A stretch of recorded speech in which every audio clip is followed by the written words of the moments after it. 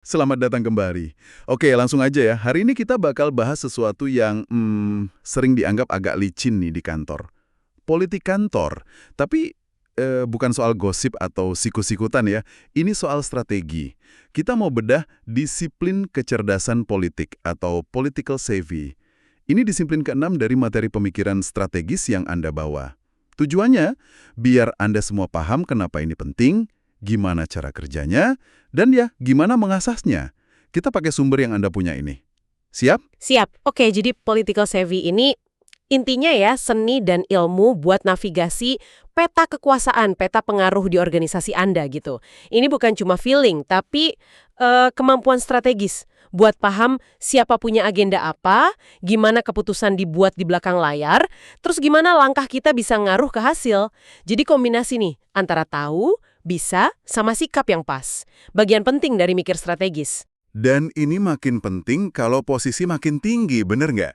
Di atas itu kan masalahnya makin abu-abu, orangnya makin ambisius, jadi politiknya ya makin kerasa gitu.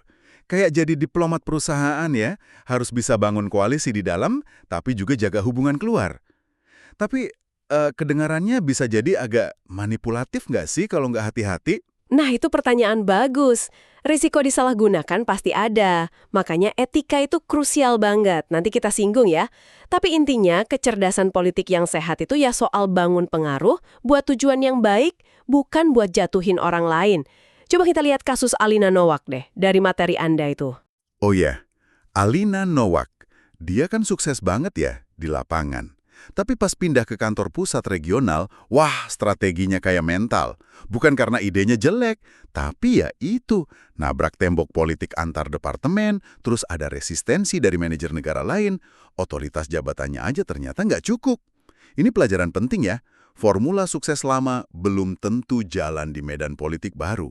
Adaptasi itu kunci. Tepat sekali. Nah, kasus Alina ini nunjukin banget perlunya mikir secara politis. Maksudnya, lihat organisasi itu kayak arena. Banyak aktor di dalamnya. Individu, kelompok, masing-masing punya agenda sendiri. Agenda organisasi ada juga agenda pribadi. Hasil-hasil penting itu sering ditentukan sama siapa yang berhasil bikin koalisi pendukung atau sebaliknya, siapa yang bikin koalisi penentang. Dan ini nih, catut ya, bedain antara hubungan baik sama aliansi strategis. Temen ngopi belum tentu sekutu. Sekutu itu kuncinya di kesamaan tujuan, saling butuh buat capai itu. Oke, paham. Jadi gimana caranya bangun pengaruh secara strategis ini? Langkah pertama, kayak Alina tadi, harus jelas dulu tujuan pengaruh kita apa. Mau ngapain sih kita butuh dukungan orang lain? Alina kan tujuannya spesifik tuh, negosiasi ulang proses marketing di MIE. Kalau nggak jelas ya ngambang usahanya. Betul. Setelah tujuan jelas, nah ini krusial. Pahami siapa pemain kuncinya. Siapa aja yang dukungannya wajib didapat. Terus, pahami juga mata uang mereka. Apa yang berharga buat mereka? Sumber daya, status, dukungan balik, atau sekedar apresiasi. Penting juga tahu tekanan yang lagi mereka hadapi. Coba deh petakan, siapa ngaruhin siapa? Siapa yang di tengah lingkaran pengaruh? Siapa di pinggir? Oke, udah dipetakan nih siapa targetnya, apa maunya. Terus gimana cara deketinnya? Di materi Anda kan ada beberapa alat pengaruh tuh. Mana yang paling jitu nih? Ada dua yang menurut saya kuat banget dan seringkali saling melengkapi. Framing atau pembingkaian sama mendengarkan aktif. Framing itu seninya menyajikan argumen kita. Bukan cuma soal data logis ya, tapi juga gimana nyentuh nilai-nilai mereka, etosnya, sama emosi mereka, patosnya. Kuncinya, sesuaikan framing pesannya buat tiap orang kunci itu. Wah, jadi satu pesan bisa dibingkai beda-beda ya buat orang yang beda. Tergantung apa yang penting buat dia. Persis, dan ini bakal jauh lebih nendang kalau dikombinasiin sama dengerin aktif. Sering diremehin nih, padahal kuat banget. Tunjukin perhatian penuh, konfirmasi kita paham gak omongannya, tanya buat gali lebih dalam. Ini bangun trust luar biasa. Kadang solusi malah muncul dari sini. Ini semua kok kayaknya butuh kepekaan sosial yang tinggi ya. Iya tentu, kecerdasan emosional itu fondasinya. Kemampuan baca situasi, baca emosi orang, ngelola emosi kita sendiri, itu penting banget buat political savvy yang efektif dan etis. Ada latihan simple tuh, coba lihat situasi dari kacamata kita. Terus, pindah kursi. Lihat dari kacamata lawan bicara. Terus, terbang ke atas, jadi pengamat netral.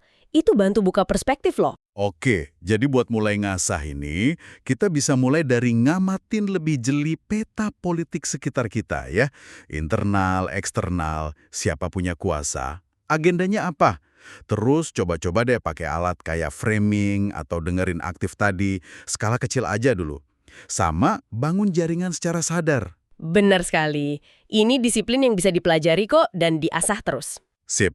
Jadi kesimpulannya nih, political savvy itu bukan main kotor ya, tapi kompetensi strategis yang penting banget buat sukses di kerjaan yang makin kompleks. Kalau kita kuasai ini, kita bisa bukan cuma bertahan, tapi malah berkembang. Nah, sebagai penutup ya, mungkin pertanyaan buat Anda renungkan di rumah. Udah tahu nih berbagai alat pengaruh tadi. Gimana caranya Anda bisa pastiin penggunaannya itu tetap etis? Terutama kalau lagi hadapin situasi politik yang sulit banget dan penuh tekanan di kantor Anda. Ini tantangan terus-menerus sih yang bedain pemimpin bijak.